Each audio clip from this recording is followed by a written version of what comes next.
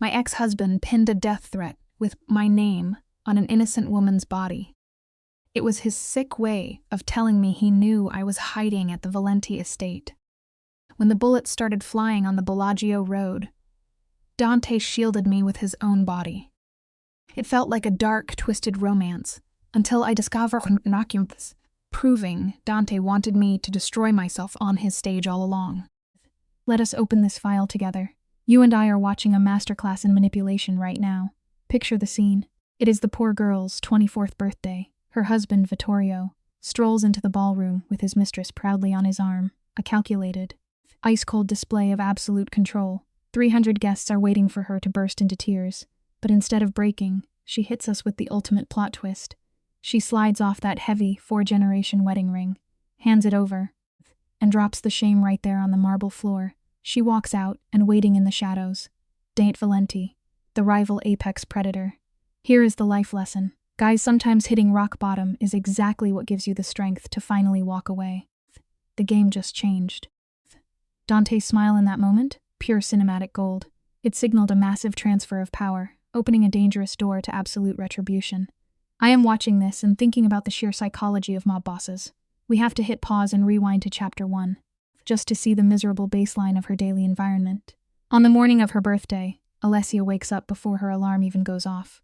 Her bedroom smells strictly of cold white lilies. Why? Because her husband mandated it. He prefers flowers that lack the messy, warm scent of a living, breathing woman. The bitter irony here is that he demands total erasure of his wife's identity, completely blind to the fact that his own soul is starving in that sterile, lonely world he built. Let us look closely at her morning routine. In a state of pure, exhausting hypervigilance, she reaches across the freezing sheets and finds the bed completely empty. Vittorio maintains a separate sleeping quarters upstairs. It is a literal, spatial manifestation of his emotional detachment. By the second year of being locked in this gilded cage, she learned to stop asking questions. Sitting up, she tries to process her own age. 24. The number feels alien. Just 4 years ago, she walked into that massive estate with a university degree in art history and a bright, burning identity of her own. Within a single week, her personal belongings were systematically trashed and replaced by expensive, soulless garments chosen by his staff. She was erased piece by piece. Pause right here and look at the wall in his office. Her university diploma is entombed in a heavy black frame, mounted precisely like a hunter displaying a stuffed deer. At first, the poor girl actually thought this was a gesture of affection. It breaks your heart, right? It was only later she realized it was pure psychological containment. That glass frame was a warning she was meant to stay trapped behind it forever. Walking barefoot to the freezing window, she watches the bleak October morning roll over Milan. Her mind drifts south to Florence. That was where she actually had a vibrant life, waking up with dried paint under her fingernails. She had the scent of creative freedom on her hands. Long before this mafia boss dragged her into his suffocating nightmare.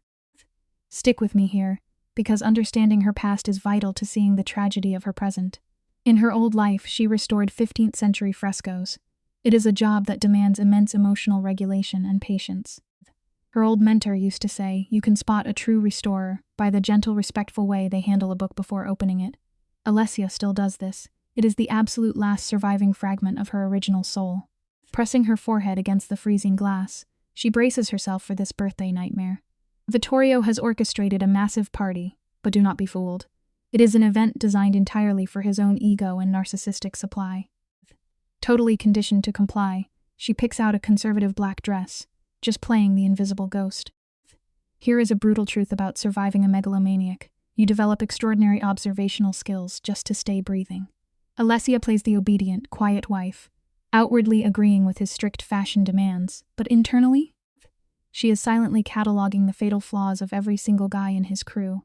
She knows about the severe diabetes of one lieutenant and the staggering, hidden gambling debts of another. She has built a massive mental database of these tiny, seemingly trivial details. It is a tactical advantage none of these mobsters realize she has. Wrapping herself in a sterile cream silk robe, she slowly walks down to the dining hall. The room is ridiculously huge, with vaulted ceilings and a suffocatingly long table meant to keep them miles apart. Let us watch her husband in his natural habitat. Vittorio has this face layered with the heavy, exhausting sediment of absolute power, chronic impatience, and total moral decay. When she was young and naive, she mistook that dark, terrifying weariness for genuine emotional depth. Big mistake. As she greets him, he does not even lift his eyes from the morning newspaper. It is a deliberate, crushing tactic to minimize her entire existence. The staff does the exact same thing. The maid pours coffee looking at the floor, terrified that making eye contact might set the predator off.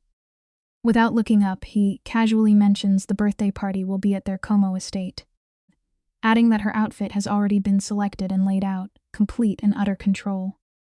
She drinks the scalding hot coffee without so much as a flinch. When you live in constant terror, you learn to suppress physical pain just to maintain a poker face. She carefully asks about the sudden move to Como, and he just smirks and says he prepared a surprise. Guys, in the vocabulary of a psychological abuser, the word surprise is a loaded gun.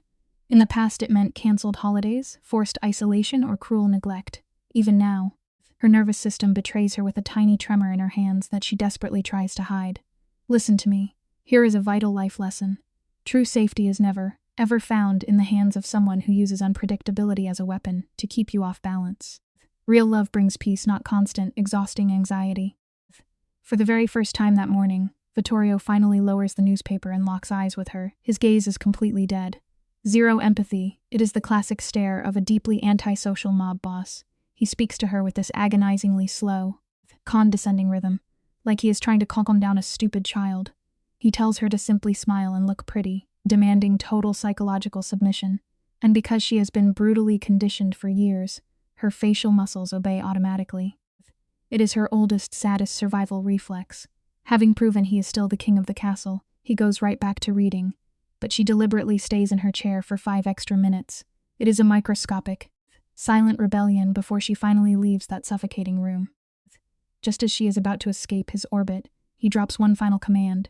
He orders her to take off the cheap silver ring she is wearing and put on the heavy family sapphire.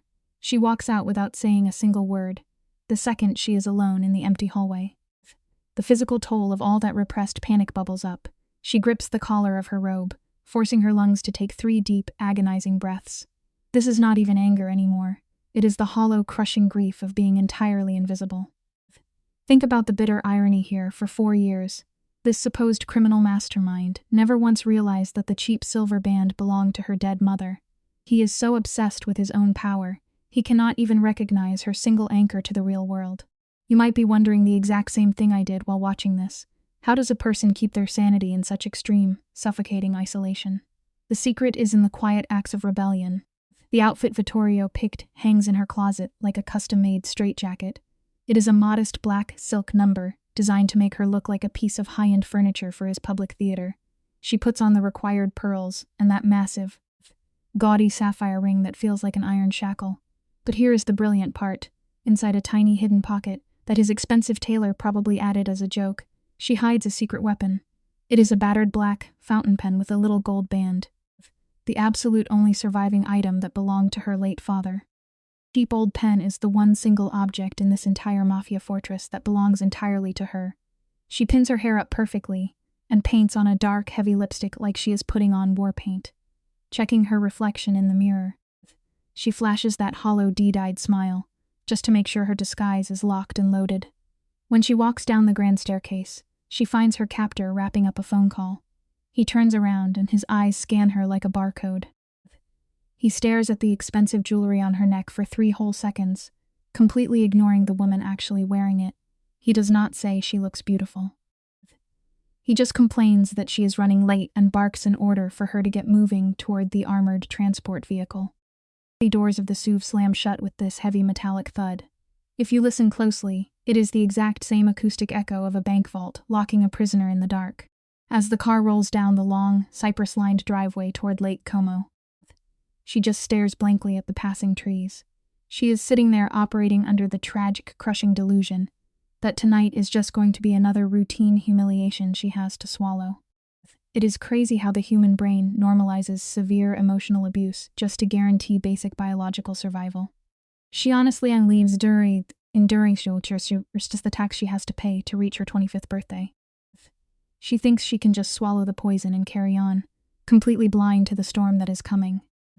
Look at this opening shot, guys. The Como estate is lit up like a fairy tale castle, but we all know it is just a stage masking the rot underneath. As they step out of the car, Vittorio grabs her elbow. He thinks he is playing the perfect chivalrous husband, but it is just a physical leash. He is terrified of losing control. And Luca, she just takes it. She looks around at these mob bosses, these high-ranking capos smoking like gargoyles in the dark. She knows every dirty secret they hide. Salviati by the fountain. Lo Bianco, Trentino, with a girl who is definitely not his wife. It is funny, really. Sometimes the people who look the most powerful are actually the weakest inside. True strength is not about controlling others. It is about mastering yourself. Hit pause right here and really look at what is happening as they walk up those steps. Vittorio leans in and whispers for her to smile, and her face just snaps into place. It breaks your heart, honestly. She is a prisoner in a Venetian hall filled with expensive tobacco smoke and heavy classical music. He even has 3 hidden cameras rolling to record who is loyal and who is not. Imagine living like that, completely consumed by paranoia. He thinks he is a god orchestrating a perfect party, but he is just a sad man who has to literally force people to like him. It is a tragic game for both of them, because at the end of the day, you could buy 1,000 fake smiles, but you cannot buy a single ounce of real love. He fixes his cuff and tells her to stay close, and she just gives him this completely empty, obedient nod. This is the hardest part to watch. Luca has completely shut down her emotions just to survive his explosive temper. She is basically a ghost walking through her own life. She shakes hands with a corrupt priest who trades blessings for dirty money, and then she has to smile at Ferry, the family lawyer, even though his sweaty handshake makes her want to crawl out of her skin. She hides the pain so well, and you really feel for her, but you also have to pity the people who think this fake world is real. Life teaches us a hard lesson here. Sometimes the heaviest armor we wear is a perfectly painted smile, and survival means keeping your true self hidden until the right moment. She barely takes a sip of her champagne. Every single move she makes is calculated, completely trapped in her own hyper-vigilant mind. But then, as she walks past an old capo's mother, someone new catches her eye. Look at this guy standing by the terrace. He is tall, dark hair with streaks of white, wearing a sharp black suit with no tie. He sticks out like a sore thumb in a room full of flashy Italian mobsters. He just stands there with one hand in his pocket, holding a drink he never touches. He is scanning the room like a hungry wolf, figuring out which sheep is the slowest. It reminds you that, no matter how big and bad you think you are, there is always someone sharper watching from the shadows. True power never has to shout to be noticed. Watch this silent exchange. The stranger locks his eyes right onto Luca, and he does not look away. Not even for a second. It is a pure power move. Luca instantly looks down and keeps walking because she has been trained to avoid danger, but she is human. And she cannot resist asking the lawyer who this tireless ghost by the pillar is. Ferry practically shakes in his boots when he tells her it is Daunt Valenti. Apparently, he was invited as a political favor. A twisted professional courtesy between rival families. Vittorio thought he was flexing his muscles by letting the wolf into the house. But here is the tragic irony of pride. When you invite your enemies to your table just to show off, you are usually the one who ends up on the menu. Stick with me here, because the tension is about to snap. Luca can physically feel Valenti dissecting her from across the room. She has dealt with creepy men for 4 years, but this guy is different. He is weighing her soul. Suddenly, the mood shifts. Vittorio taps his silver knife against a glass, and the entire room goes dead silent. These hardened killers shut their mouths like terrified school children. It is pathetic how much power they give him. Vittorio throws his arms wide and puts on this grand voice to announce that today is his wife's 24th birthday. He wants everyone to think he is the ultimate romantic. But the reality we all have to face is that demanding an audience for your love usually means you have absolutely nothing real to give. One claps politely, and Luca pastes on that mandatory fake smile. But a guy like Vittorio cannot just leave it there. He always has to twist the knife. He tells the crowd that tonight is also a night of introductions, and points to the door. In walks Camille, his brand new 23-year-old mistress. She is a walking weapon, poured into a bright red dress with her blonde hair pinned up perfectly. The sad part is, Camille thinks she is winning. She thinks she holds the power right now. But the most devastating detail is the heavy jewelry resting on her chest. Vittorio is using this poor girl as a prop to break his wife. It is a brutal truth of human nature. People who spend their lives trying to tear others down are secretly the ones who are the most broken inside. Let us hit pause again and zoom in on that necklace. This is where your stomach drops. Luca realizes it is not just any necklace. It is a dark sapphire surrounded by diamonds. It is an exact custom-made replica of her own wedding ring. Vittorio literally cloned his wife's identity and hung it on her replacement's neck. Luca completely freezes. She refuses to even blink, while Vittorio stands there, soaking up the sick thrill of publicly humiliating her. He grabs Camille by the waist, raises his glass to his mobster friends, and delivers a line meant to crush Luca completely. He introduces his mistress as a woman who knows how to stand by him. It is pure evil. But remember this life lesson, guys. Deliberate cruelty is never a sign of strength. It is just the loudest scream of a fragile ego. He finishes his sentence by saying, "Without embarrassing me," boom. The silence in that room is deafening. You are watching an entire criminal empire witness a public execution of a woman's soul. And what do these tough mob bosses do? They raise their glasses to the mistress. They throw their morals out the window to protect their own skins. Surprisingly, Luca does not break down. She stays totally frozen, holding that painted smile, while the rest of the room fades into an icy blur. Her brain kicks into ultimate survival mode. Out of all the people in that massive hall, her eyes lock onto the one guy who sees exactly what is happening. Valenti, he is watching her like a scientist studying a rare element under pressure. Sometimes, it is in the absolute worst moments of our lives that we finally see the world exactly as it is. To put the final nail in the coffin, Vittorio leans over and kisses the mistress right in front of everyone. That fake sapphire catches the light, basically mocking Luca's entire existence. But watch how she handles this. She slowly lowers her drink without a single shake in her hand. She reaches into her pocket and touches her old father's pen. It is her anchor. A tiny reminder that she was someone before Vittorio broke her. Every instinct in her body is screaming at her to run out those doors and never look back. Even we want her to run, but she fights that urge. She knows that if she runs away crying, she will always be his victim. The hardest lesson we ever have to learn is that you cannot outrun your demons. If you want true freedom, you have to turn around and walk straight into the fire. You and I are witnessing the exact second she takes her life back. Fleeing would just mean carrying his name like a permanent scar, leaving that fake sapphire behind as a trophy. Instead, she completely rejects the victim role. She turns and starts walking straight toward Camille. 300 pairs of eyes are watching her glide across the floor, and you can feel the absolute panic rippling through the mobsters. They think she is going to snap. But Vittorio? His ego is so massive it has completely blinded him. He is actually standing there with a smug grin, thinking he has broken her so thoroughly that she is keeming over to bless his new romance. It is incredibly pathetic. Life always proves that the biggest mistake you can ever make is underestimating the power of a quiet person who has finally had enough. Vittorio is waiting for his twisted little victory, but Luca hits the brakes exactly 1 meter away, completely ruining his script. She looks at Camille, and suddenly you feel terrible for the mistress. Up close, Camille is absolutely terrified. Her fake smile is trembling. Luca recognizes that exact look of fear, because she has seen it in the mirror every day for 4 years. Instead of screaming, Luca uses her total inner calm. She gently welcomes Camille. The poor girl is just stunned into silence. Then, in the most powerful move of the entire night, Luca slowly raises her left hand. She starts taking off that heavy sapphire wedding ring. She is dropping the chains of her own captivity. It is a beautiful reminder for all of us. You do not need violence to take your power back. Sometimes, quiet grace is the most devastating weapon of all. Look at this scene, guys. The friction of metal sliding off skin here echoes like a gunshot in a quiet room. It is the literal sound of a psychological cage finally snapping wide open. She extends her arm, offering that massive sapphire, and the mistress freezes, terrified, looking at the alpha for permission to breathe. But hit pause and look at our megalomaniac. Vittorio is totally paralyzed, his drink arrested in midair. His eyes are blown wide with catastrophic realization.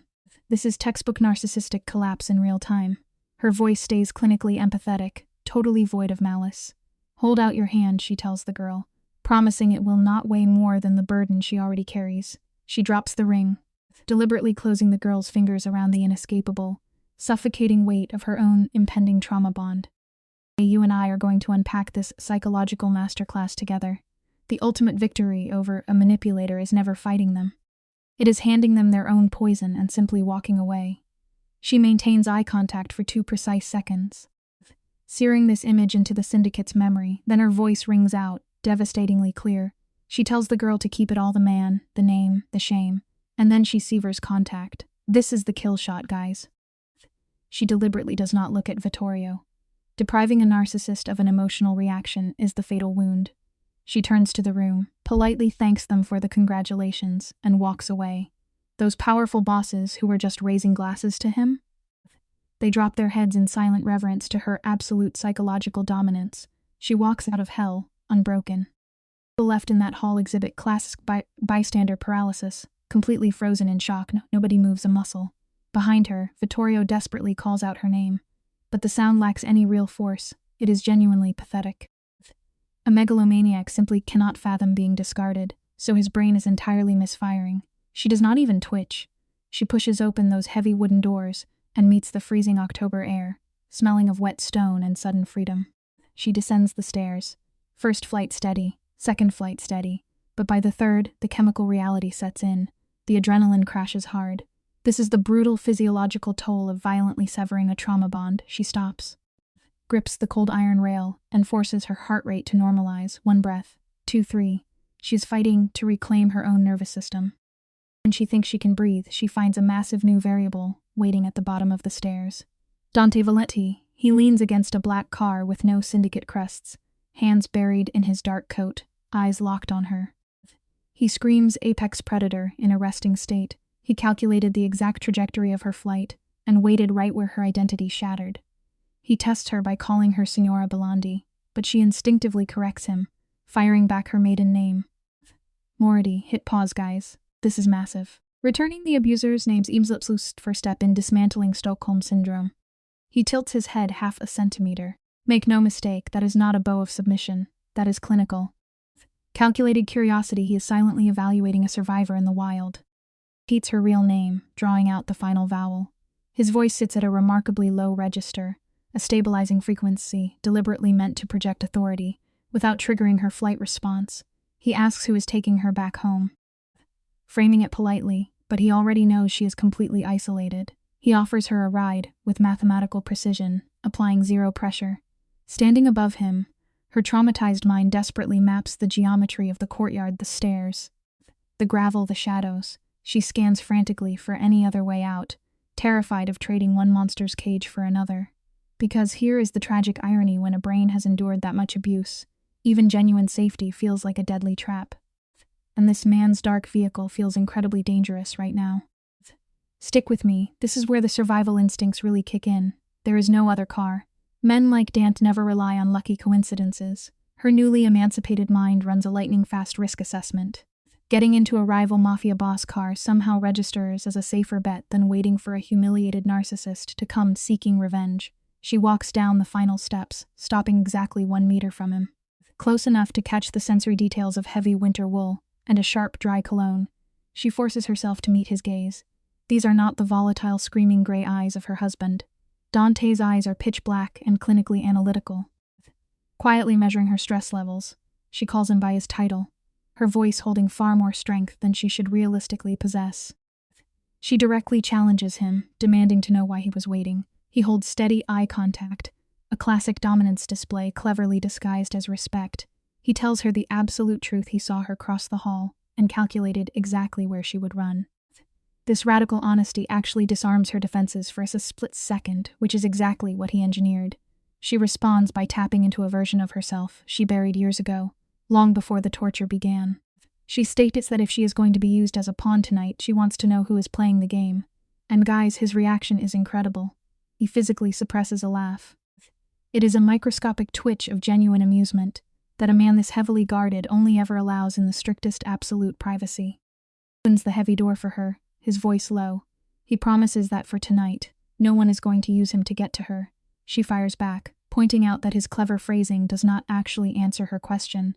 He freely concedes the point. She looks inside the cabin. Dark leather, no driver, the keys are already turned, but the dashboard is totally blacked out. This is the exact setup of an operator who eliminates every random variable before engaging in psychological warfare. Suddenly, the villa doors above them violently burst open. Vittorio's voice rips through the freezing air, screaming her name with raw, unhinged desperation. The sheer volume is terrifying. This is not just a man struggling with a bruised ego anymore. We are listening to an abuser completely losing his mind. This is the agonizing sound of a megalomaniac finally realizing his favorite possession has permanently escaped. She slides into the cabin. Daunt shuts the door with the intense caution of someone sealing a hazardous containment unit. He takes the wheel, and the engine purrs to life with a low, deadly hum. He rolls the car over the gravel without a single spike in acceleration. Looking through the side mirror, she watches Vittorio stumble to the bottom step, his perfect facade entirely shattered. He is literally reaching into the cold air, grasping at a phantom. Meanwhile, her discarded sapphire remains upstairs, trapped in the fist of the very mistress who helped set her free. The vehicle clears the heavy iron gates, and Dante maintains an absolute, terrifying silence through the dark, winding curves. He drives down the lakeside road with the precision of a man who sees in the dark. She silently studies his profile, the rigid jaw, that fixed stare. Then she spots a thin, brutal surgical scar trailing from his temple to his ear. It is a violent trauma marker he hides from the world, and he only lets her see it now because he chooses to. She tests the waters, whispering his first name, but then she aggressively corrects herself back to Don Valenti. She refuses to use his given name on the exact night she bled to rip off her husband's label. It is a brilliant boundary-setting mechanism. She demands to know their destination, without looking away from the dark road. He tells her they are going somewhere no one can ever enter without her direct permission. You and I are going to look at this together and decide if she is actually safe.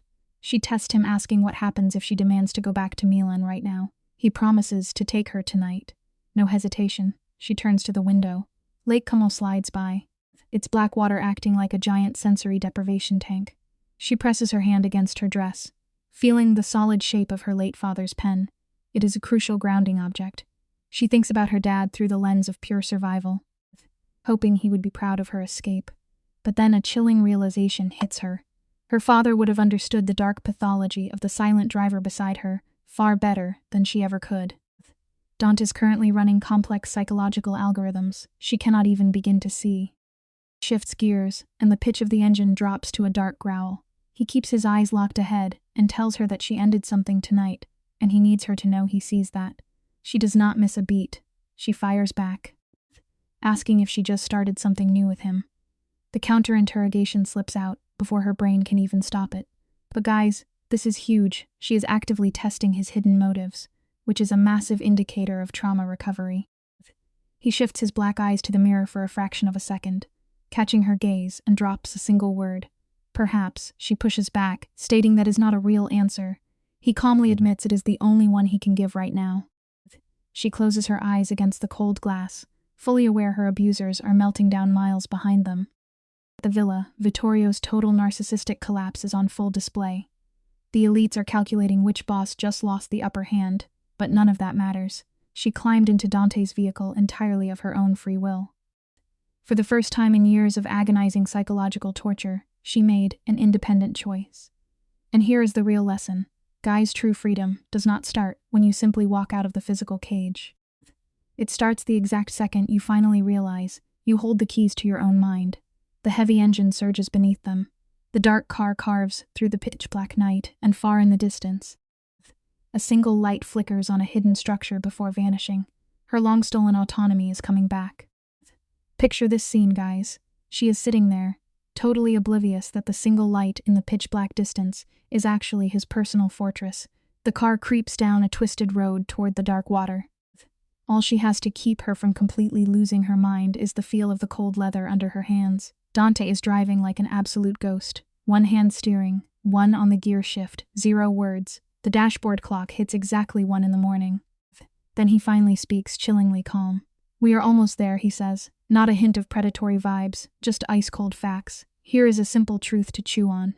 Sometimes the most terrifying threats in life do not scream at you. They speak in the quietest, calmest voices you have ever heard. Hit pause for a second. Look at how she immediately fires back at him. Almost where for what exactly she demands.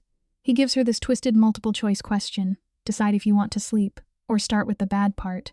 It is textbook manipulation, offering a fake sense of control to someone who is basically trapped. She completely sees through the dark comedy of it, hiding her panic behind a stone-cold face. "I will sleep later," she tells him. And there it is, that tiny, terrifying real smile reaching his eyes as they pull up to a massive iron gate and a pale stone mansion. Let this be a lesson for you and me.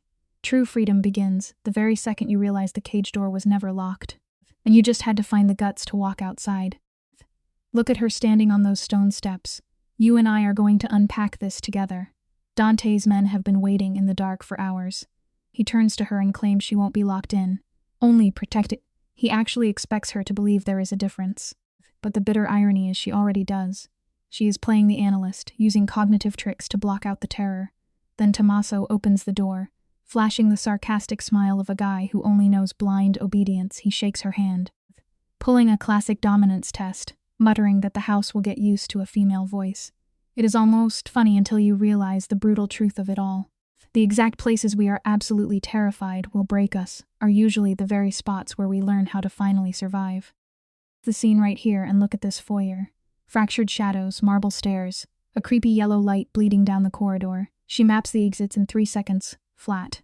It is pure hypervigilance. The exact same panic response she used to study in prison inmates. She is clutching her father's pen in her pocket like it might magically save her life. Dante sheds his jacket, and there it is, a tiny smudge of her makeup on his shoulder. She sees it, but swallows her words. She thinks hoarding observations will give her leverage. Dante tells her to sit, and she flatly refuses. He actually lets it slide. It is a desperate play for power, but a vital lesson for anyone watching. Never give up your physical height when a dangerous man is quietly trying to control the room. Listen to his voice drop. He pitches his proposal using that hypnotic tone predators always use when they want to fake intimacy. He wants her to stay and testify against Vittorio. Not to a judge, but at the syndicate's private dinners. He expects her to weaponize Vittorio's massive ego, repeating all the arrogant garbage the mobster said when he thought she was an invisible nobody. She stares right back, calling out his game protection for information desperate to prove she isn't helpless. Dante just stands there, cold as ice, refusing to blink for an entire agonizing minute. It is a terrifying staring contest, but here is the golden rule when you are backed into a corner. Silence is a mirror if you refuse to speak. The other guy is forced to choke on his own uncomfortable quiet. Crosses her arms, shivering in that cold satin dress, realizing exactly how deep she is in. Suddenly, she fires back with conditions. She wants her own key, no armed guards in her room, and full access to Vittorio's syndicate files. Watch Dante's face right here. He tilts his head, his jaw locking tight as real frustration leaks out. He tries to push back, insisting those 5-year-old documents never leave his office, without missing a beat. She tells him she will just read them, right there. He mocks her, asking if she wants to sit in his chair too, but she is just trying to survive. She refuses to be his blind little pawn. It is tragic how hard she has to fight. Remember this everyday truth. Boundaries are never polite requests. They are steel walls you have to defend with absolute conviction. Threatens to walk back to the car and let him handle Vittorio alone. 3 agonizing seconds pass. Look at Tommaso by the door, suddenly fascinated by his watch just to avoid the standoff. Then, the impossible happens. Dante actually caves. You can practically see her shoulders drop as the panic drains away. Before leaving, Dante admits how much he hates negotiating with someone who knows exactly what they want. She coldly replies that it is the only reason she took his ride. Later, he hands her a heavy bronze key to a lake room, making sure their fingers never even brush. It is a terrifying victory. You cannot expect people with power to just hand over your freedom. You have to fight for it, proving you are completely willing to walk away from the table. Watch him test the lock. He makes sure she hears that mechanical click so she knows the key is hers alone. A tiny slice of control from a man who hoards it. Stick with me, because this is where it gets interesting. She spends half an hour staring at the ceiling, riding out the adrenaline crash. Over 3 days, she silently maps the entire compound without asking a single question: the library, the office, a decaying old chapel. Then Renzo, the massive consigliere, blocks her doorway, practically sweating hostility. He mutters that he hopes the Don knows what he is doing. He absolutely hates her guts. But she just watches him. That is the ultimate strategy when you are surrounded by monsters. Observation is your quietest weapon. Memorize every single threat and exit before you ever open your mouth. Answers Renzo with zero emotion, totally deadpan. Then a wrong turn brings her into this cavernous library. Just look at the mess, dark oak shelves overflowing, boxes of literature bleeding onto the floor. It has been ignored for years. Her brain cannot handle the chaos, so she locks the door and starts aggressively sorting. By Wednesday, she has mentally cataloged half the room, but hit pause because this is the turning point. Tucked behind a heavy ladder, hidden perfectly behind a thick copy of Dante, she finds a secret. It is brilliant, because here is something you and I, both know about the human mind. The things we bury the deepest in the dark are exactly what control our daily lives. We just obsess over organizing the small stuff to survive the unpredictable monsters in our own house. She pulls out the faded blue children's book with this clinical little half-smile. Inside there is a handwritten note. It says, "For my Dante, so he learns not to be afraid of the dark," signed by his mother in 1992. The camera lingers on her face as her chest tightens up. It is not pity. Pity gets you killed in her world. It is the shocking realization of Dante's deepest wound. She remembers Vittorio mocking the Valenti family's grief at dinner, laughing at their pain. Dante hiding his mother's book is a tragic sign of pure, unresolved trauma. It breaks your heart, because it's a painful reality we all have to face eventually. The grief we refuse to process never actually goes away. It just builds a massive fortress around us, turning us into prisoners of our own broken memories. Hate her next move. Should she play dumb? Poke the bear? Save it for leverage? She chooses to sit on the ladder and read as the room gets dark. She never hears the door, just the sudden thud of his boots. She looks up, and there is Dante. His collar is open, looking strangely relaxed for once. Then he completely freezes. His eyes lock onto that faded blue book for one torturous second. You can literally see the raw panic. He looks at her, then back to the book. In an instant, his jaw clenches and his iron walls slam right back into place. The cold mobster returns. It is such a gut punch to witness. True vulnerability is never loud or dramatic. It only exists in that tiny, microscopic fraction of a second before we violently force our emotional armor back onto our shoulders. He cannot even speak. He takes this pathetic, hesitant half-step into the room, his brain totally short-circuiting between fight or flight. Then he backs away. He shuts the door so softly, like he is trying not to wake a sleeping baby. It is absolutely heartbreaking. She stays completely still, filing away the data in her mind like a cold machine. Dead mother, repressed attachment, 2 seconds of pure exposure. It is the exact weapon she needs to break him later. She just does not know which version of herself she needs to become to survive him. Cut to the kitchen, where Tommaso is hovering while she slices day-old bread, totally exhausted. But do not miss the bigger picture here. Every single human reaction is raw data, and choosing exactly when to keep your mouth shut is the greatest power you have. Tommaso drops the news like a doctor reading fatal lab results. Camille showed up to Vittorio's dinner with the famous family ring jammed onto her pinky. It is a desperate cry for attention. Drunk out of her mind, she started mocking our protagonist to the mob bosses. "You and I are going to unpack this together and realize the tragic irony." She tells Tommaso she never asked for gossip, her eyes glued to her knife. He fires back, saying he brought it anyway. She keeps slicing, finally asking how Vittorio reacted. At first, the narcissist laughed, letting Camille humiliate herself. Then, he brutally ordered her to shut up in front of a rival boss. It is a harsh truth. Deep insecurity always screams for validation. But real authority only needs a single whisper to completely ruin you. Listen to the climax of this pathetic dinner party. By the third hour, Vittorio physically dragged Camille outside by the elbow. Tommaso points out the absolute disaster Lo Bianco, a massive rival boss, watched the Don treat his own mistress like a cheap servant. It is a dangerous shift in power. She finally puts her knife down and begs Tommaso to keep bringing the gossip. Left alone in the kitchen, she breaks down the psychology. Vittorio's fragile ego took a hit, so he used Camille as a human shield for his humiliation. While his rivals practically smelled blood in the water, she feels zero pity for Camille right now, and honestly, it is hard to blame her. It proves a terrifying point. When toxic people start losing their grip, they will instantly destroy whoever happens to be standing closest to them first. With me, guys, because this is where the psychological puzzle locks into place. Alessia realizes Camille is just a disposable pawn to a man who throws people away for sport. Fast forward to Wednesday. It is 3 a.m, and her insomnia is raging. She is in the library spreading out maritime maps of Genoa and La Spezia. She traces the smuggling routes Vittorio bragged about behind supposedly soundproof doors. She is marking a cross near Savona when the heavy door groans open, and there is Dante barefoot, standing in the shadows in his dark sleepwear. It is a cinematic masterpiece of tension. The simplest life lesson we can pull from this quiet scene is profound. All the secret intelligence in the world is utterly useless until you are finally brave enough to map out your own escape.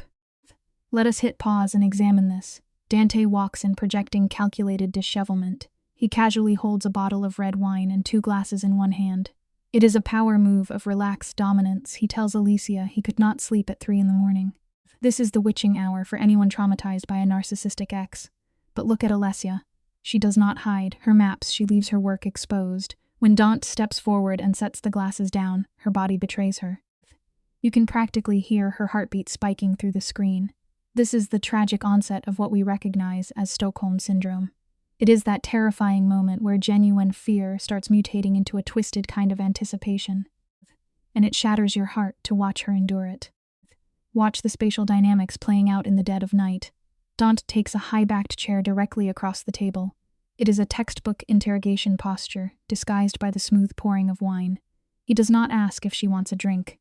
He simply slides that dark liquid across the wood. It is a calculated boundary test. He studies her maps, mentioning she marks ports like an artist. Her response is tragic. She whispers that she was supposed to be a restorer. Man, that hits deep.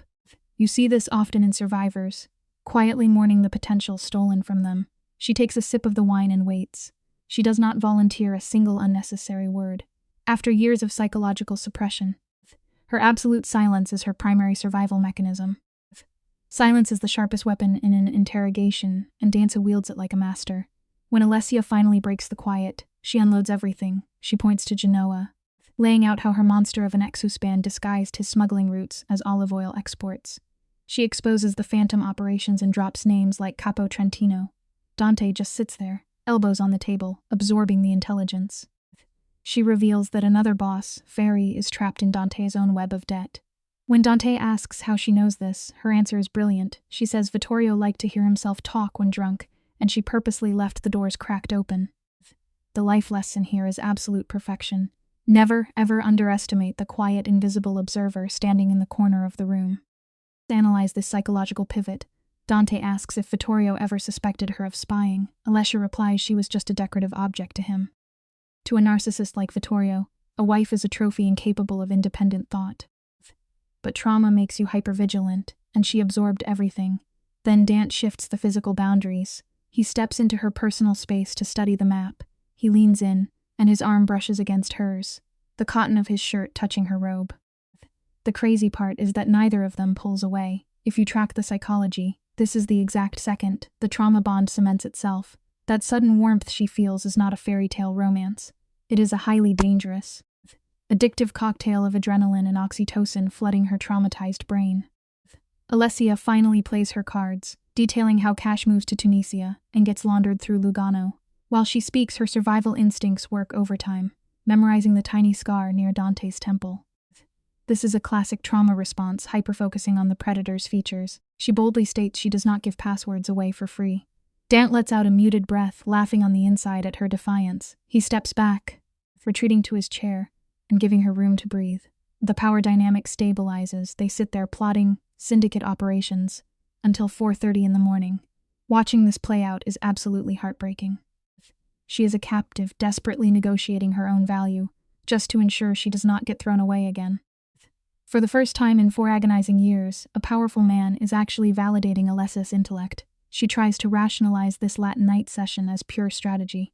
She convinces herself he is just using her, and she is allowing it because it buys her survival. That is their twisted, unspoken contract. But her hypervigilant brain completely misses a massive physical clue. When Dante refilled her glass, his hand actually shook. He spilled the wine. That micro-tremor is a glaring sign of repressed emotional chaos hiding behind his calm mask. Cut to a few days later, and a brutal October storm hammers the estate. The heavy drumming of the rain acts like white noise, trapping her inside the library as she continues her self-imposed psychological quarantine. The aesthetic suddenly shatters when Alessia smells smoke. She bolts to the kitchen and finds the apex predator of the criminal syndicate standing over a stove with a dishcloth on his shoulder. The pan is violently smoking. The counter is an absolute disaster zone: shattered eggshells, melted butter, an open wine bottle. It is a spectacular domestic failure, completely destroying his untouchable boss persona. He looks at her defensively, explaining that the chef made dinner. But this ruined risotto was his own little side project. The tough guy facade totally fractures right here. It serves as a beautiful, grounding reminder. Even the most ruthless, calculated people have a desperate need to engage in normal human rituals, even if they completely botch them. You and I must look closely at her reaction here, because it is the emotional climax of the sequence. Alessia stares at this ruined meal and the smoking pan, and her trauma response completely short. Circuits, she starts to laugh. It begins as a quiet tremor, but then spirals into full-blown, uncontrolled hysteria. She has to hold herself up against the doorframe just to stay standing. Guys, this is not genuine amusement. This is a massive, violent purge of her nervous system after 6 years of suffocating under her narcissistic ex-husband. The cold, calculating survival mechanism in her brain simply powers down for a minute. Daunt turns off the stove and just studies her. He is standing there, silently witnessing the absolute, raw collapse of the defensive walls she spent years building. Dante throws his hands up and admits he burned the pan. Then he does something rare. He actually smiles. It is not that cold, calculated smirk of a mob boss. It is a genuine, unmasked expression. It is the first real emotion she has seen from him in 3 weeks. The second she sees it, Alessia's laughter abruptly cuts off. Her defensive walls snap right back into place like a steel trap. Dant awkwardly apologizes and suggests they just eat bread and butter instead. It is an incredibly fragile moment of human connection. But then Tommaso bursts the bubble. He walks in, sees the smoke, spots the lingering smiles on Alessia's face, and dryly announces that the boss ruined dinner again. Just like that, the tender intimacy dies, and we are dragged right back into the cold reality of the syndicate hierarchy. Hit pause right here, guys. Picture this quiet, little fake domestic life they built, completely shattered, the second 3 sets of headlights cut through the rain. In the mob world, an uninvited guest is basically a biological threat.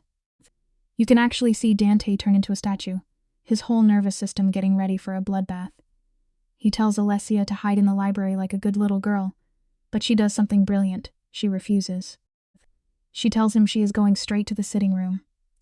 If she has to be a pawn in this cartel nightmare, these guys are going to look her in the eye. It is the ultimate power move. Because the hardest life lesson to swallow is that you cannot run from the people who hurt you. You have to pull up a chair and make them acknowledge you exist. So Alessia gets ready for war, but she does it with her clothes. She ditches that soft little cardigan for a severe black high-necked blouse. She is literally putting on armor. When she walks into that formal dining room, the heavy hitters are already waiting Renzo. Bianchi and Conti now. Dante does not say a single word. Instead, he pulls off this absolute masterclass in marking his territory. He walks right up, takes off his own jacket, and drops it over her shoulders. He does not even touch her skin, but the heavy fabric, smelling like him and kitchen smoke, grounds her. It is sad, really. He is protecting her, but in the language of these monsters, he is just telling the pack that she belongs to him. Sometimes the very thing keeping you safe is just another kind of cage. I have to appreciate the absolute icy flex Dant pulls next. He takes her arm and introduces her to the bosses as Signora Moratti. He totally erases her abusive ex-husbands. Name right out of her mouth, that is how you cut a trauma cord. But then Renzo, this old-school dinosaur, gets entirely bent out of shape about a woman at the table. The tension is so thick you could choke on it. Dante does not yell. He does not even blink. He just casually says she is sitting down. And anyone who has a problem with can walk out into the rain right now. Nobody moves a muscle. He pulls out the chair to his right, placing her above them all. Look, respect is not something you beg for. It is something you take by making the alternative way too painful for anyone to choose. Hit pause and look at Alessia sitting there, pretending this is all just a cold political game. She tells herself Dante gave her the jacket just to prove she has the family protection. But inside? Hearing him use her real name glued a broken piece of her soul back together. She plays it cool, pouring her own water so nobody thinks she needs them. Tommaso leans in and drops a massive bomb, whispering that Dante never lets anyone sit and share wine like this. She hears it, but she does not react. She just watches these men run their mouths. And that brings us to a massive truth about life. The most dangerous person in a room full of loud egos is never the guy shouting. It is the trauma survivor who learned how to sit in pure silence and study your weaknesses. With me here, because this is where the game flips. Renzo starts drawing the map of the Northern Territories, talking about how the absolute maniac Vittorio thinks he runs the whole show. Dante is just staring blankly, completely ignoring Alessia. But then she finds her opening. Out of nowhere, she casually dissects a mob boss named Salviati. Vittorio thinks the guy is loyal, but she points out a fatal flaw. A narcissist always confuses fear with loyalty. Salviati only cares about the harbor access. Vittorio promised him back in January and never delivered. Alessia drops a heavy reality check on these hardened killers. If you make a promise to a dangerous man, you are writing a debt in blood. She plays their own brutal logic against them without even raising her voice. She looks these mobsters dead in the eye and tells them to just give Salviati the harbor. He will turn on Vittorio by morning. The whole table goes completely dead. Dante finally asks about another guy, Lo Bianco. Alessia breaks him down like a psychological surgeon. She explains that Lo Bianco watched Vittorio beat a mistress, and the pure sociopathic lack of empathy broke him, because Lo Bianco just buried his own brother. All that sudden rage is just unprocessed grief bleeding out. Renzo is completely floored. He asks how a housewife learned to read pathology like an FBI profiler. Her answer breaks your heart. 4 years of keeping her mouth shut at dinner tables, memorizing the flaws of men who treated her like furniture. Never underestimate the invisible people in your life. Dante wraps the whole thing up exactly 10 minutes later without a single comment. As the bosses walk out into the freezing rain, he finally turns to look at her. She is still buried in his giant jacket. It is a classic trauma response, honestly. When you are locked in a high-stress nightmare, you start clinging to your captor for safety. But here is the crazy part. Dante actually drops his terrifying stone-cold mask for 1 second. He looks genuinely relieved. She just ripped apart 2 of Vittorio's biggest alliances in one night. When he asks why she gave up the information, she tells him she is done being a chess piece. She is playing the game now, and Dante, he does not even say thank you in their dark world. Showing gratitude is just handing someone the knife to stab you with. If Dante had said thank you, the weird power balance they just built would have shattered instantly. So she walks away, keeping his jacket all night. Then Saturday hits. The weather is absolutely miserable, turning the lake outside into a freezing sheet of iron. When Alessia walks into the kitchen, she catches Tommaso gripping the phone. You can see his entire face shut down. He slams the receiver back and just mutters that the boss is coming downstairs. He will not look her in the eye. And he completely refuses to tell her what is wrong. He is passing the buck to the boss, which is exactly how you survive in the mob. But here is the brutal life lesson for today. When the people whose literal job is to protect you suddenly stop talking, the monster is already inside the house. Tommaso finally breaks under the crushing weight of it all. He lets out a shaky breath and tells her an informant called before sunrise. Vittorio went full paranoid sociopath, convinced one of his own guys was turning. How does he fix it? He brutally murders the man's completely innocent wife.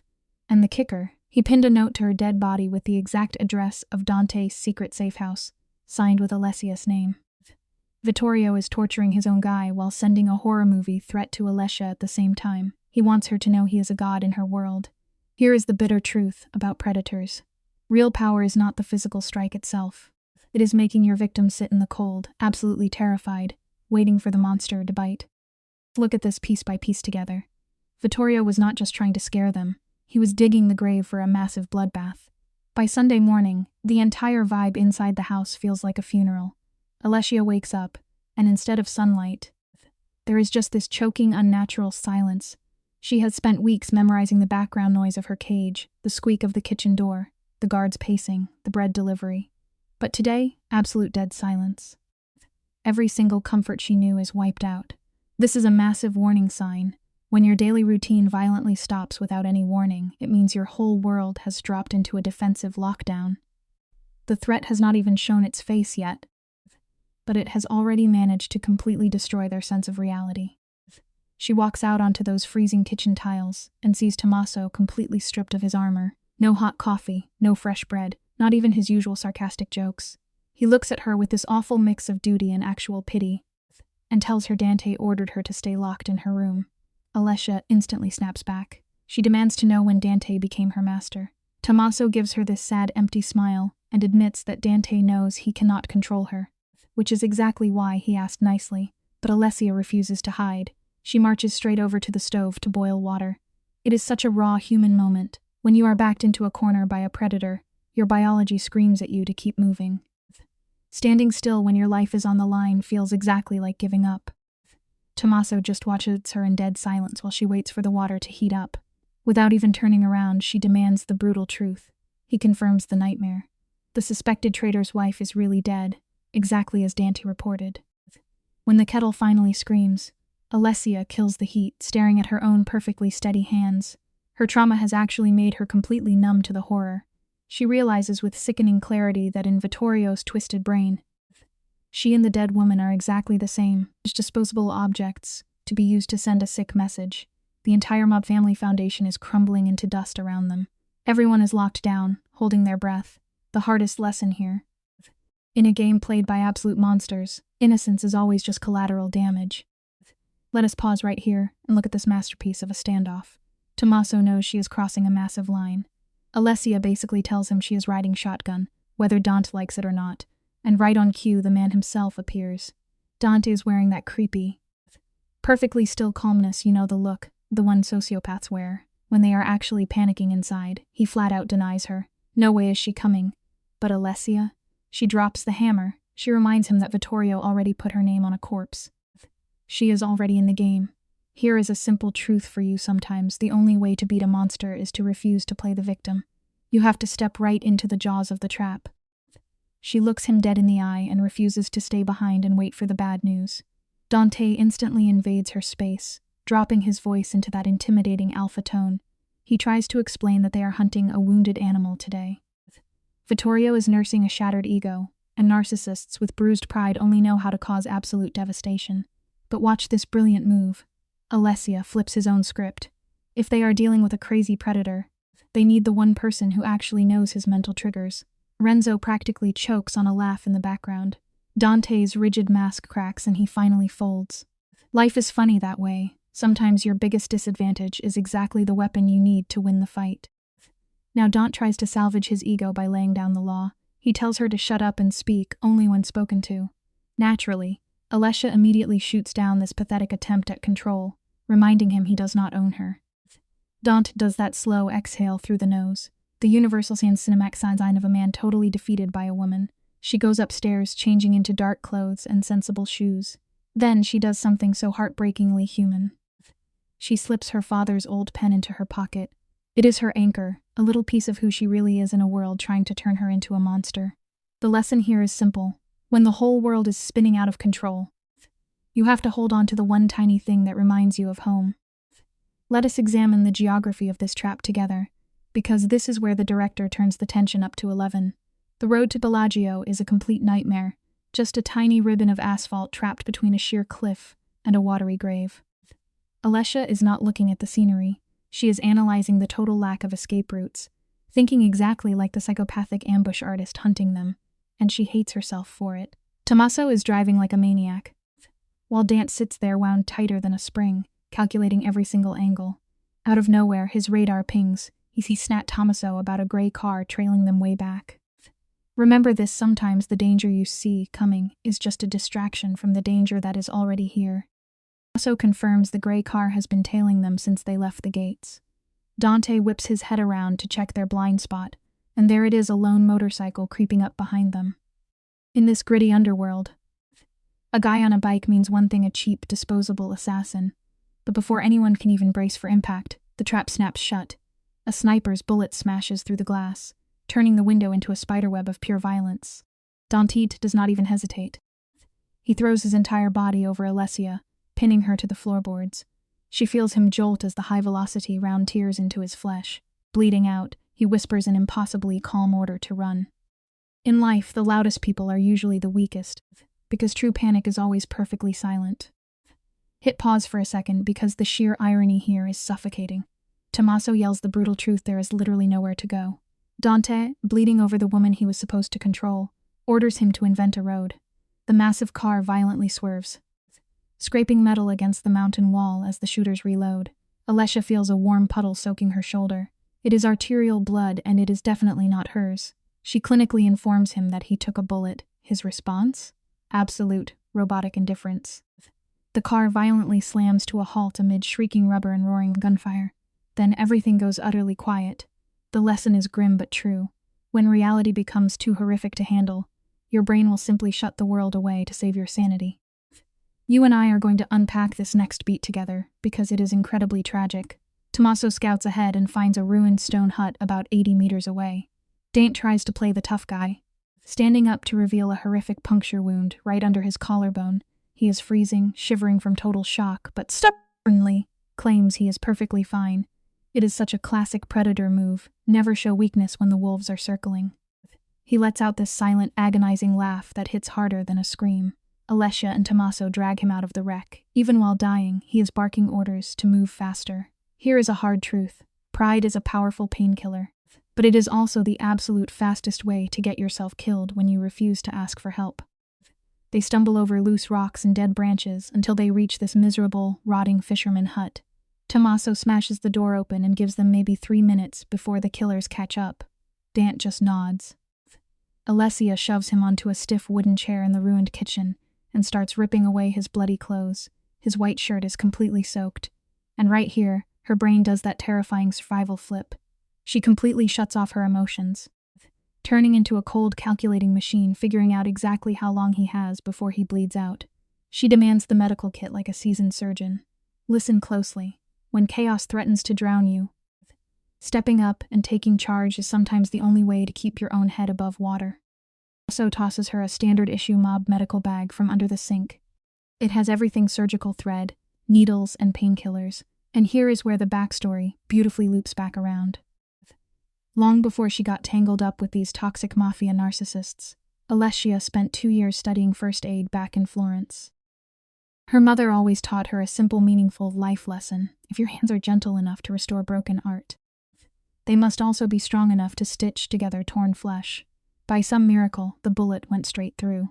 She washes her hands, burns the needle over a lighter, and shoots the anesthetic into his chest. She falls right back into the rigid comfort of her training, blocking out the absolute madness of the situation. Dante sucks in a sharp breath, swallowing his own agony, like a stereotypical tough guy who thinks screaming is a sin. Alessia is not having it. She gets right in his face and threatens to make his life a living hell if he dares to pass out on her. He swears he will stay awake. She pushes the needle through his skin, warning him that the first stitch always breaks you mentally, because it proves how fragile you really are. But then, her hands find this hypnotic, robotic rhythm. She is not shaking at all, which actually terrifies her. She realizes she is not acting out of fear, but pure, unadulterated rage. Take note of this: sometimes, anger is a gift. It can give you a steady hand and a clear mind when blind panic would otherwise leave you completely paralyzed. The air in that miserable room is heavy with stone dust and rotting wood. Shadows are creeping up the walls, turning the whole place into a tomb. With every pull of the thread, Dant just stares at her. He is using her face as a mental anchor, so he does not slip away into the dark. But the second she ties the final knot, he immediately shuts his eyes. He is completely awake. But he cuts off eye contact because he cannot bear to let her see him this incredibly weak. Talk about deeply damaged trust issues, right? The sun vanishes, swallowing the lake in complete darkness. Tommaso checks the perimeter and slips out the door without making a single sound. Remember, the people who push you away the hardest are usually the ones terrified of being seen.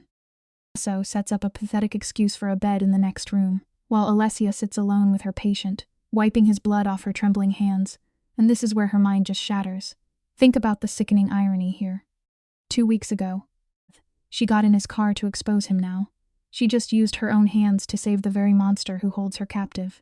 It is textbook Stockholm Syndrome playing out in real time. She is sitting in the dark, paralyzed by a massive identity crisis. Is she a helpless victim, a willing accomplice, or the only thing keeping this broken man safe from his own twisted father? And just as she is spiraling into the abyss, his vocal cords finally vibrate. He weakly whispers her name. Listen. The hardest battles we fight are always the ones inside our own heads. Pause right here, guys. Just look at him. Dant, this hardened enforcer, is whispering her name into the pitch black like a terrified kid waking up from a nightmare. He is using her name as a desperate lifeline to prove he isn't entirely alone. Drawn by this raw dependency, she steps into his space. The room smells like a heavy mix of metallic blood, clinical soap, and expensive cologne. His face is locked tight in pure panic. She leans in so close she can feel the erratic heat of his breath. All her common sense just evaporates, and her fingers reach out to trace his jaw. It gives us a simple, meaningful life lesson. The thickest armor we wear is often shattered not by brute force, but by witnessing another person's quiet, devastating vulnerability. She hovers millimeters from his mouth, and you can practically feel her mind fracturing. She knows kissing this wounded predator would completely obliterate her remaining emotional defenses, locking them into a fatal trauma bond. So, she actually pulls back. Instead, she presses her forehead against his temple, swapping out a kiss for an incredibly deep, empathetic sorrow. And Dant? He lies there faking sleep the entire time. It is a brilliantly calculated move. By playing dead, he avoids forcing her hand. And tragically, she interprets this masterclass in emotional manipulation as the sweetest act of generosity she has felt in years. Here is a simple, meaningful life lesson. When you have been starved for real affection, it is terrifyingly easy to mistake quiet, calculated control for authentic love. With me here, because this next phase is crucial. She lies awake staring into the dark, trapped in a brutal loop of cognitive dissonance. 2 whole days evaporate into a haze of hypervigilance while Dant physically heals. She keeps obsessively replaying his whispered vulnerability, convincing herself she only delayed the inevitable. When it is time to leave for Milan, she turns her wardrobe into a psychological weapon. She pulls a striking crimson dress from the closet. This is not about petty jealousy.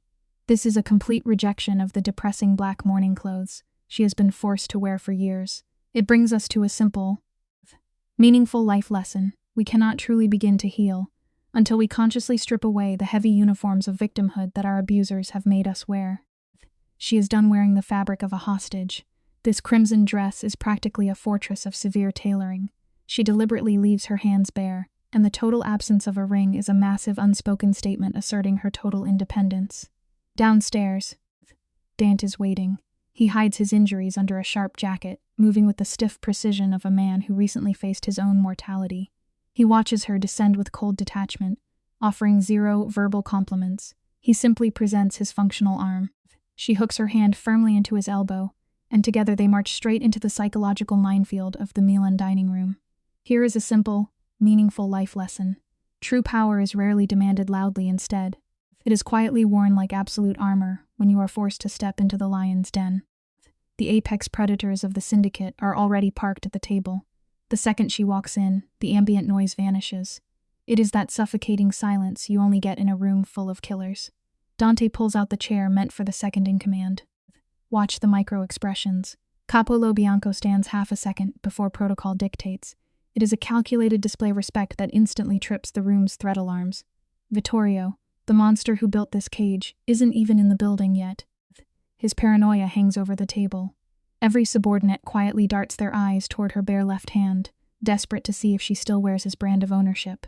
It brings us to a simple, meaningful life lesson. The heaviest shadows we fight often belong to the exact abusers who aren't even in the room with us anymore. The dinner suffocates under fake small talk, a linguistic smokescreen hiding their true predatory instincts. The men compliment her red armor, but nobody makes direct eye contact. Vittorio is the terrifying phobia everyone is too scared to name. Then, Lo Bianco shatters the rules. He looks directly at her and drops classified syndicate intelligence, paying her back for the simple kindness she showed him in Como. In this psychopathic underworld, human empathy is so rare it literally becomes high-stakes currency. He reveals a rival order to hit, but purposely holds back the names, knowing full disclosure would be fatal. This leaves us with a simple, meaningful life lesson in an environment completely devoid of trust.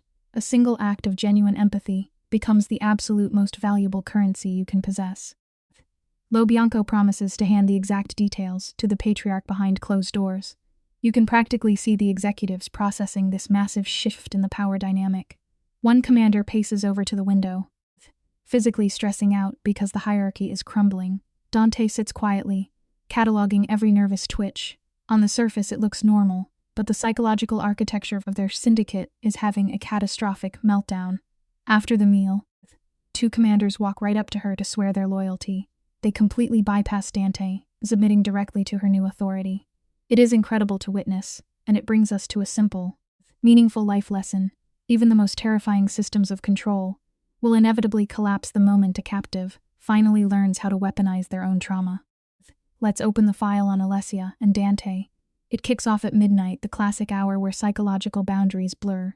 Tommaso waits in the running car, playing the silent enabler. Dante leans right into Alessia's shoulder. It is a deliberate spatial invasion. He whispers into the fabric of her dress, making sure she physically feels his words, when he tells her she didn't have to look so beautiful tonight. Alessia doesn't say a word back, she just slides into the vehicle. But look closely at the rearview mirror, a tiny, genuine smile breaks through, completely hidden from the predators they just left. The dark lake outside mirrors her deep isolation. It leaves us with a simple, meaningful life lesson: absolute science is rarely ever empty. It is often the most powerful survival mechanism a person can use. Halfway through the drive, Tommaso notices the atmospheric pressure dropping fast. A severe storm will hit before they reach the villa. Dante's only reaction is a single chilling word: good. He offers zero explanation. You and I need to look closely at Alessia in that enclosed space. She sits in her corner, isolated but hyper-aware. She realizes this storm is a psychological catalyst. The violent rain outside provides the perfect chaotic cover for their strict internal boundaries to shatter. The comfortable delusion they maintained is collapsing. They simply cannot pretend anymore. The life lesson here is undeniable. We spend our whole lives building walls, but chaotic external storms inevitably force us to confront the exact internal storms we have been trying so desperately to ignore. They don't beat the storm. By the time they reach Villa Valenti, the sky has ripped open. Water violently smashes against the stone walls, perfectly mirroring the psychological chaos in their heads. Tommaso offers an umbrella, but Alessia takes it herself. A deliberate rejection of dependence. Dante goes full risk-taker mode. He refuses the umbrella, walking straight through the freezing deluge to prove he is untouchable. Inside the dim foyer, the lighting darkens Alessia's red dress to the exact color of coagulating blood. She kicks off her expensive heels, dangling them from her fingers, her hair completely ruined. It brings us to a simple, meaningful life lesson: true. Raw vulnerability can only begin when the heavy, suffocating costumes of polite society are finally stripped away for good. Notice how deliberately they isolate these two. Tommaso asks if she needs anything before dawn, and she gives a flat, emotionless no. When that front door clicks shut, it acts like a psychological airlock. The entire villa belongs exclusively to them now. But Alessia doesn't run to the safety of her bedroom. Her overloaded nervous system is screaming for sensory input. She bypasses the sitting room, throws the French doors wide open, and steps directly back into the violent downpour. She needs the deafening sound of rain smashing against the stone to drown out the cognitive dissonance screaming inside her head. It brings us to a simple, meaningful life lesson. Sometimes we intentionally throw ourselves into violent physical chaos, simply to silence the unbearable, echoing noise of our own painful thoughts. I want you to examine her physical reaction here, or rather, the chilling lack of it. Freezing water soaks her collar, but her brain completely suppresses the instinct to shiver. 4 brutal years under Vittorio's control has conditioned her to bury any visible sign of weakness. She hears Dante approach, but stays absolutely frozen.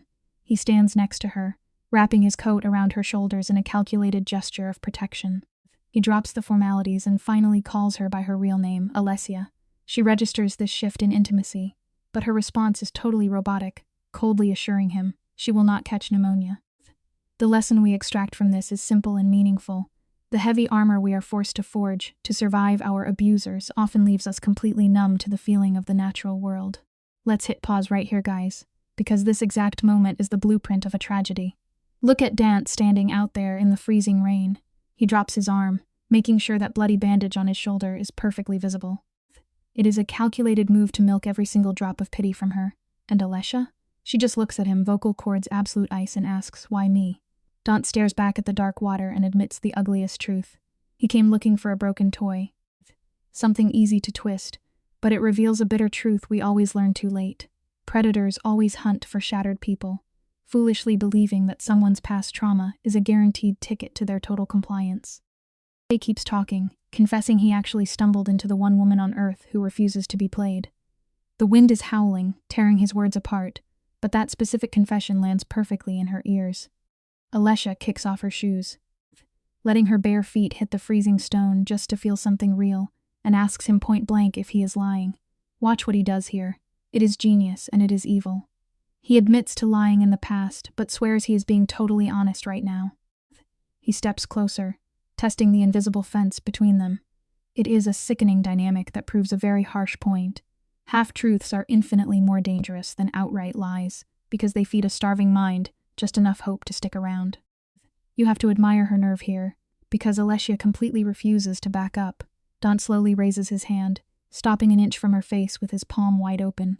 It is a masterclass in manipulation. He knows if he grabs her, she bolts.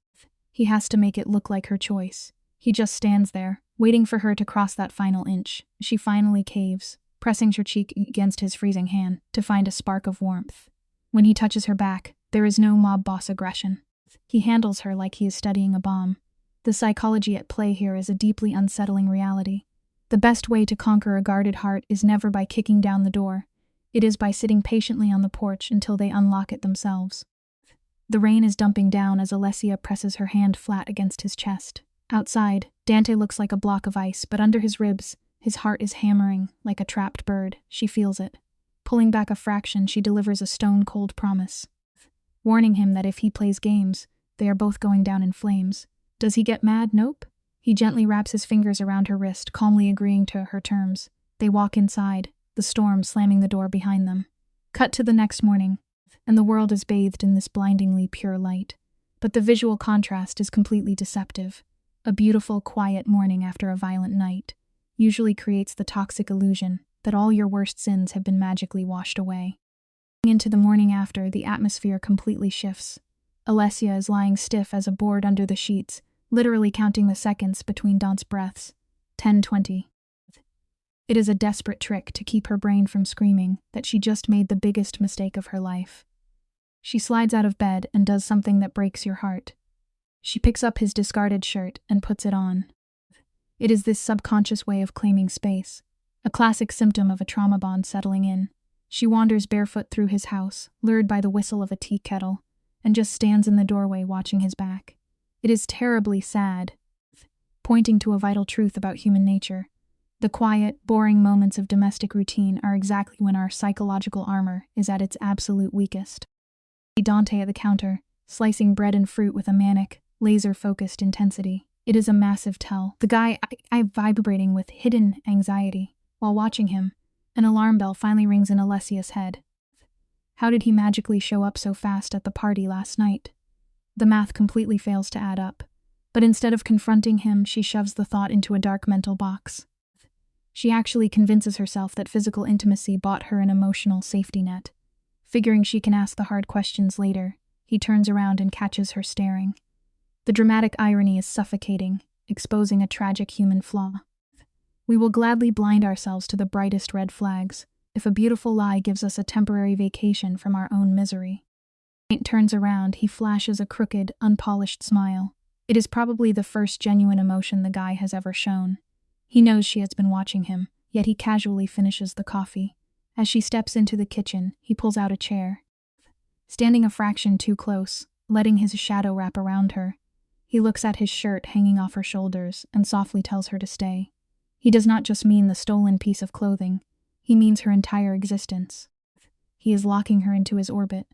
Outside, the morning looks like a picture-perfect postcard of bliss. But do not fall for the aesthetic before we move on. A perfectly smooth surface is rarely a sign of genuine peace. It is almost always just a mirror reflecting our own desperate craving for safety. Fast forward 3 months to the absolute point of no return. Alessia has totally bought into the fantasy. After so much misery, she mistook his calculated affection for a lifeline, fully believing she was safe. That delusion shatters the second she sneaks into his private office. Imagine the horror of opening a drawer and finding your own life filed away. Bank records, spy photos, and notes linking directly back to her abusive ex-husband. Dante did not just stumble into her life. He spent years building an invisible cage around her. The irony is sickening, leaving behind a brutally honest reality. The most sophisticated monsters do not jump out at you in a dark alley. They build a beautiful sanctuary, and they sit back while you securely lock yourself inside. If the spy photos were not enough, she finds one handwritten note buried in a psychiatric file. It reads, if pushed onto the right stage, she will destroy herself. Let the pure clinical evil of that sentence sink in. Alessia's body arts shaking before her brain can even process the betrayal. Every sweet moment they shared was a total lie. Dante was never trying to heal her heart. He was not her savior. He was just playing chess, calculating the exact angle to inflict maximum psychological damage. She never stood a chance in his game. This entire nightmare concludes with the most harrowing truth of all. The people who study your broken pieces the most carefully are usually just figuring out the perfect way to shatter you completely. Throughout the story, Alessia is underestimated because she is quiet. Vittorio believes she is decorative, obedient, and harmless. At dinners, meetings, and family events, He speaks freely around her because he assumes she does not understand or matter. This is his greatest mistake. Alessia has been listening for years. She remembers roots, debts, weaknesses, alliances, names, habits, and emotional fractures inside Vittorio's organization. She knows which capo is offended, which man is in debt, which promise was broken, and which port carries hidden money. Her silence has not been emptiness. It has been preparation. This is one of the strongest educational lessons in the story. Never confuse silence with ignorance. Quiet people often see more than others realize. They observe patterns. They notice details. They understand what louder people miss. Alessia survives because she learns to read rooms carefully.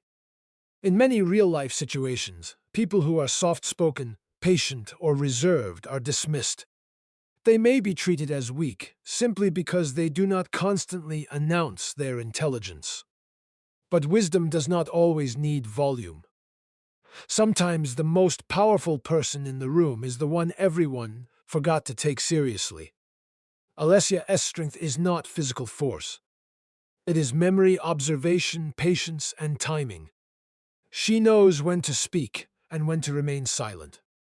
When she finally speaks at Dante's table, her words shift power between families. That moment proves that knowledge is a weapon when used with discipline. The lesson for viewers is meaningful. Do not underestimate yourself because others overlook you. Your ability to observe, learn, and remember can become your greatest strength. And do not underestimate others simply because they are quiet. Silence can be survival. Silence can be strategy. And sometimes, silence is the sound of someone becoming powerful.